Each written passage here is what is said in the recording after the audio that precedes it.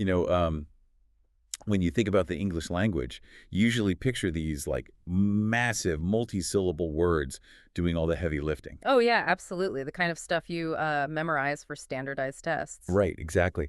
But if you actually look at how we communicate, the real architectural load of our daily speech is, well, it's carried by these tiny, almost invisible words. Yeah, words you probably use dozens or, maybe hundreds of times a day without even really noticing. Exactly.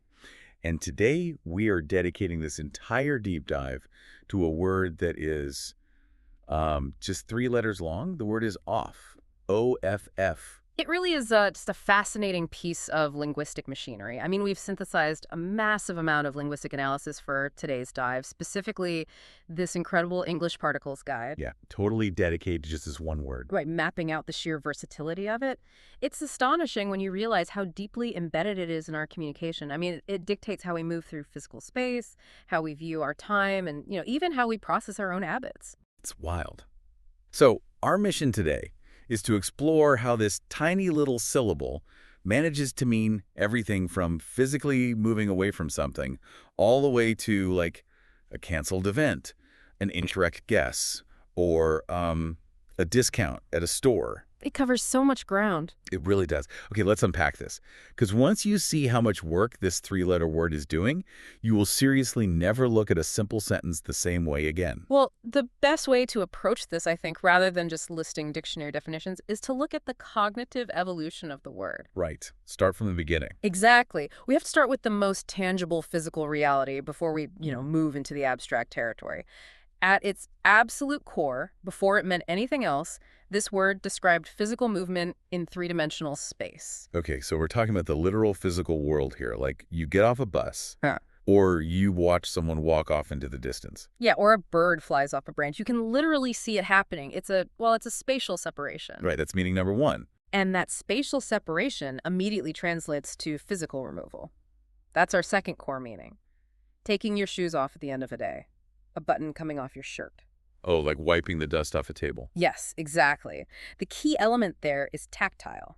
Something was attached or resting on a surface, and now it is not. Okay, and then meaning number three, it even applies to our electronics, which, feels like a modern invention, but it uses that exact same ancient logic. Right, like turning the TV off, the lights are off, your phone is off. Yeah, and when I was looking through the research on these physical meanings, moving away, removing an object, stopping a machine, it really struck me that there's a perfect analogy for what's happening here. Oh.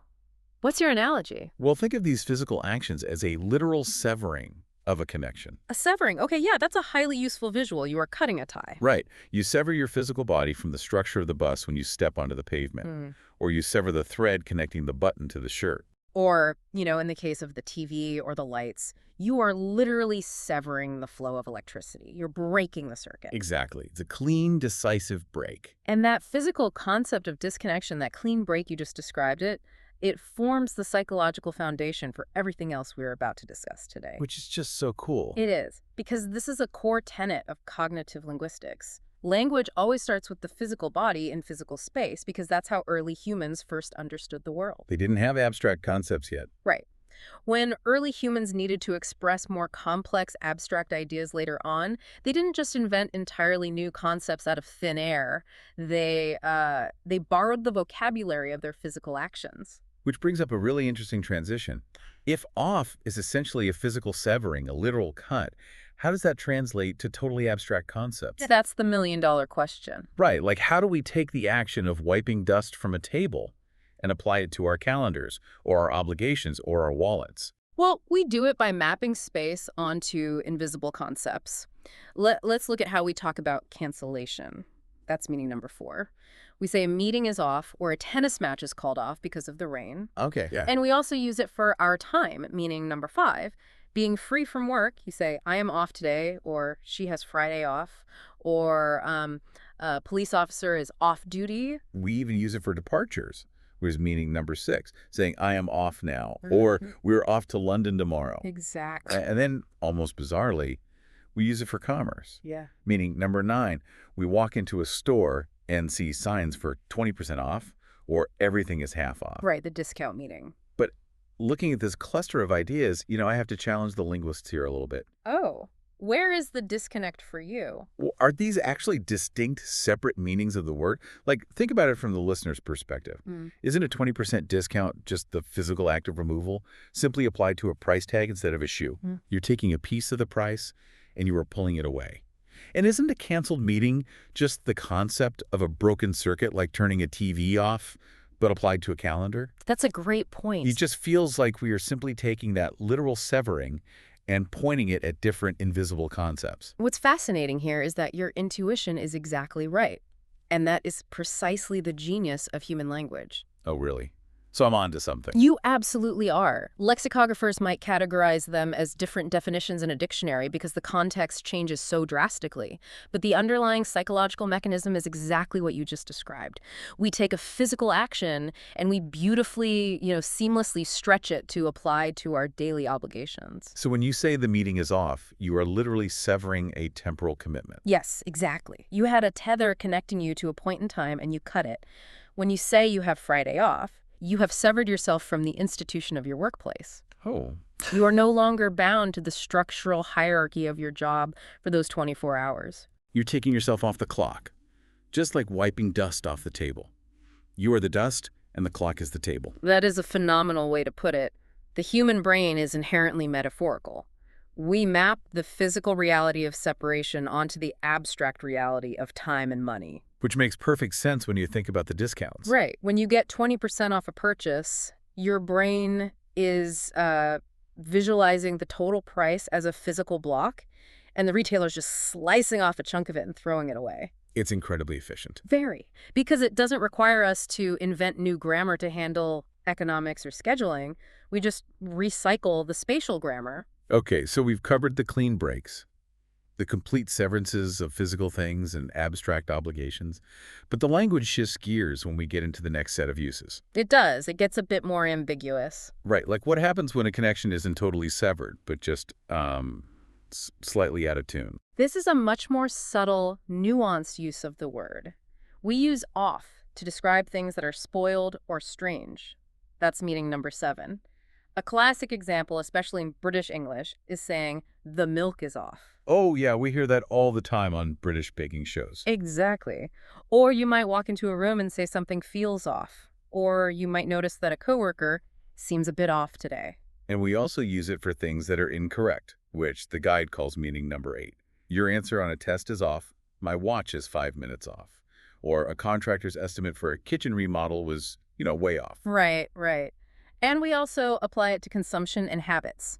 This is meaning number 10, saying, I am off sugar right now, or she is off coffee, or he went off social media for the month. Here's where it gets really interesting to me. With these examples, it's not a complete disconnection. The tether hasn't been completely cut. My analogy for this one is, well, it's like a radio dial. Okay, a radio dial. Walk me through that. Imagine you're trying to tune into your favorite station, and you are just a fraction of a millimeter to the left of the frequency. The signal isn't completely gone, the radio isn't broken or unplugged, but you're getting static. I see. It's just slightly out of alignment. The out of alignment off. I like that. Exactly. When your watch is 5 minutes off, it's still ticking, it's still a watch, it's just not perfectly aligned with universal time. Right. When your friend seems a bit off, they're still your friend. They're just, radiating a bit of emotional static today. And when the milk is off, well, it's still technically milk. It's just not aligned with human digestion anymore. That's a very polite way to describe food poisoning. But yes, the radio dial metaphor highlights a really important linguistic nuance, especially when we look at how we talk about quitting habits. Oh, meaning 10, being off sugar. Right, being off sugar or off social media. The implication here is deeply revealing about human psychology. By using the word off for our habits, we are implying that we can treat our behaviors like simple electrical switches. Wait, like we want to think of ourselves as machines. We do. We absolutely do. We frame human willpower as a binary state. I was consuming sugar, but I flipped the internal switch, and now I am off sugar. Oh, wow. I never thought about it like that. Yeah, it suggests a level of mechanical control over our complex biological desires that is, frankly, rarely realistic.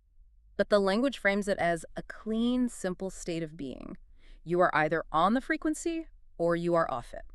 That makes so much sense. We crave the clean break of turning a television set off, Ah, but we are trying to apply it to human willpower, which is incredibly messy. exactly. It's an aspirational use of the word. So up until now, we've looked at off as a standalone concept. But the real magic of this word, and honestly the thing that gives non-native English speakers the most headaches, is how it pairs with verbs. Oh, the phrasal verbs. Yes. Right. And in these situations, off acts like a wild multiplier. It completely changes the DNA of the verb it attaches to. They are incredibly frequent in daily speech. To really understand them, we have to look past the surface definition and examine the mechanics of the pairing. Let's do it. Take a verb like take. When you add off, you get take off. Now, that can mean removing clothing, take your coat off. That aligns perfectly with our physical severing. Simple enough. But it also describes an airplane leaving the ground, the plane took off, or even a career suddenly becoming successful. Right, like her career really took off. Right. Then there is put off, which means to delay. Like we put off the meeting until next week. Mhm. But it also means to disgust or discourage. The smell of the fish put me off my dinner. Right. And then you have call off, which is strictly to cancel, like calling off a game. And go off, which is a really weird one. Go off is a particularly complex one. It can mean to explode like a bomb. It can mean to ring like an alarm clock going off. It can mean to spoil like the milk going off. Or it can mean to suddenly stop liking something. You also have turn off, which is switching off a light or making someone lose romantic interest. Like his arrogant attitude really turned me off. Exactly. Show off means trying to impress people. Pay off means to repay a debt or when hard work finally produces a good result. And back off, which means to retreat physically or to stop interfering in someone's business.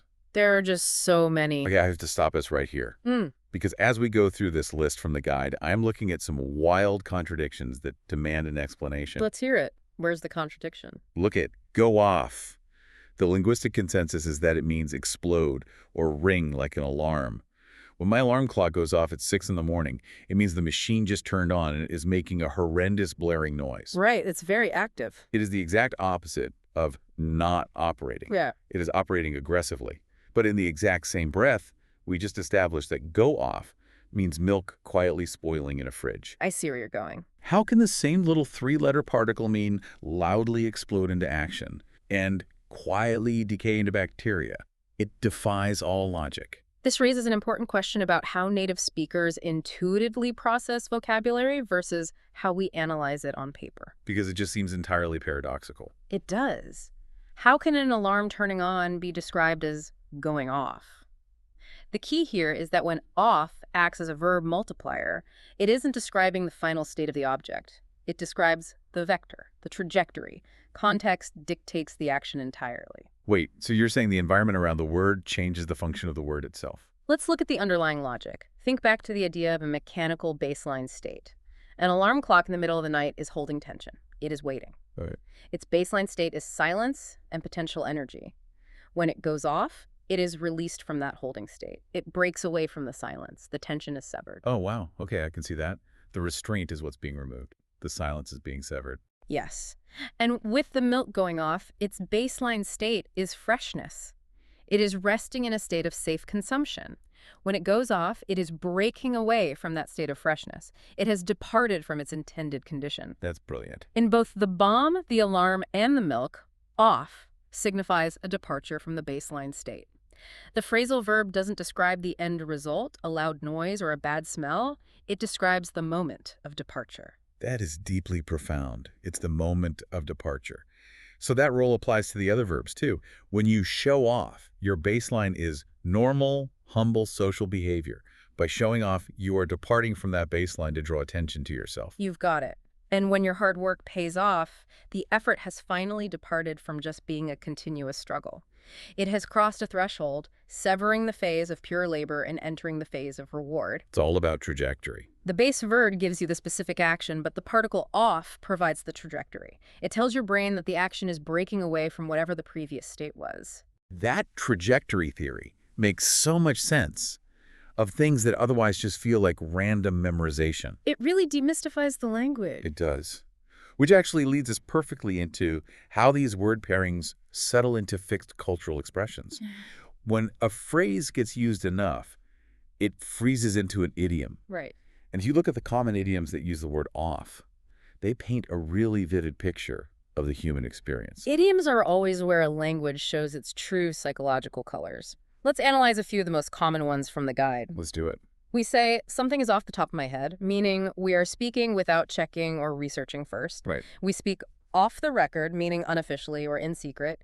We let someone off the hook, meaning they are free from a responsibility or a punishment. And we declare an area off limits, meaning it is forbidden to enter. We also describe a relationship or a habit as off and on, meaning it happens sometimes but not continuously. We catch someone off guard, meaning they were totally unprepared. Yeah. We say a test score or a temperature is off the charts, meaning it is extremely high. And we tell people to get off my back, meaning to stop bothering or nagging us. If we connect this to the bigger picture, look at the literal nouns these idioms are paired with. A hook, a record, limits, charts, a back, a guard. Wait, I see what you're saying. There is a distinct, undeniable thematic pattern here. Many of these idioms deal explicitly with constraint and the subsequent escape from that constraint. Constraint and escape, yes. I was just thinking about how liberating these idioms feel to say out loud. They almost all describe a state of freedom or, even a sense of rule breaking. Exactly. Take off the hook. You are invoking the visceral image of a fish that was literally caught, the tension of the line, the trap of the hook, and suddenly there is slack. The hook is removed. The responsibility or the doom is gone. You're free. The visual of the fish is exactly right. And look at off the record. The record is the boundary of official public scrutiny. It's the surveillance of society. Oh, that's heavy. When you step off the record, you are escaping that boundary. You are temporarily free to speak the unvarnished truth without the trap of social or professional consequence. And off the charts takes that idea to a mathematical extreme. It means a measurement or an emotion is so incredibly high that the physical boundary of the graph paper can't even contain it anymore. Right, it burst out. The data literally broke the rules of the metric. It escaped the box. Even telling someone to get off my back is a demand for freedom from a physical burden. You are imagining another human being as a literal weight pressing you down, and you are demanding that they sever that physical connection so you can stand up straight. And catching someone off guard has that same physical weight to it. A guard is a boundary, a defense mechanism, a literal stance in combat. If you are caught off guard, you are found outside of your own defensive perimeter. The language paints this incredible subconscious picture of humans constantly navigating, constructing, and escaping various limits and confines.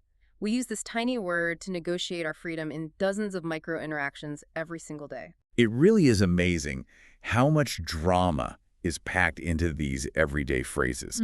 I mean, we throw around a phrase like let him off the hook in a corporate email without a second thought, but we're invoking this ancient imagery of survival, tension, and escape. We absolutely are. Well, this has been an absolute journey. Let's do a rapid recap of the core concepts to really cement this linguistic mapping for everyone listening. That's good. When we look at this tiny three-letter word, off, it serves as our absolute go-to cognitive tool for navigating the world. We use it to describe physical separation, like walking off or taking a coat off. Right. We use it to sever power, like turning the TV off. We use it to cut ties with our abstract obligations, like calling the meeting off or taking the day off. Exactly. We use it to describe a departure from the baseline, the milk going off or an alarm going off. And we use it to measure our alignment with reality, our guests being way off. That covers all the bases. So what does this all mean? We started this deep dive by talking about how we expect language to be this massive, complex architecture of giant vocabulary words. But the real heavy lifting is done by a word that simply means to sever. We use off to map our physical space, organize our daily schedules, attempt to control our bad habits, and articulate our desperate desire to escape boundaries. It really is a mirror of how we move through the friction of life. And I want to leave you with a final thought to mull over as you go about the rest of your day. I'm ready for it. We've spent this entire deep dive exploring how a single word whose fundamental baseline meaning is disconnected or removed has woven itself into absolutely every aspect of our daily speech, from our calendars to our relationships to our commerce. Yeah. It makes you wonder, if we rely so heavily and so frequently on a word that means to sever and to escape, how much does our everyday language secretly reflect a deep, intrinsic human desire to occasionally just, unplug from the weight of the world? Wow. Next time you turn the TV off, just remember you aren't just flipping a switch. You're severing the connection. Thanks for joining us on this deep dive. We'll catch you next time.